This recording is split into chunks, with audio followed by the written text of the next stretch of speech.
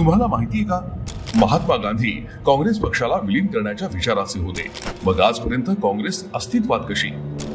हा प्रश्न तुमच्या मनात असेल तर त्याचं उत्तर आहे जवाहरलाल नेहरू. महात्मा गांधींच्या इच्छेविरुद्ध जाऊन नेहरूंनी काँग्रेस पक्ष केवळ आणि केवळ स्वतःच्या महत्वाकांक्षेसाठी जिवंत ठेवला. 15 पैकी 12 प्रांतीय काँग्रेस समित्यांमध्ये सरदार पटेल अध्यक्ष म्हणून निवडून आले असले तरी नेहरूंना त्यांच्या बाजूने वातावरण निर्माण केलं आणि ते स्वतः अध्यक्ष झाले. स्वतंत्र भारताचे पहिले पंतप्रधान होण्यासाठी नेहरूंनी हा सगळा खेळ रचला. नेहरूंमुळेच सरदार पटेल भारताचं नेतृत्व करू शकले नाहीत. नेहरूंचे विश्वासू कृष्ण मेनन यांनी देशातील पहिला भ्रष्टाचार केला. तरीही नेहरूंनी मेनन यांच्यावर मर्जी कायम ठेवली. चीनबद्दल वारंवार इशारे देऊनही नेहरूंनी चीनवर खूप विश्वास ठेवला आणि त्याचमुळे भारताला चीन बरोबर युद्धाला सामोरं जावं लागलं. नेहरूंनी कोणतीही तयारी न करता सैनिक सीमेवर लढण्यासाठी पाठवले.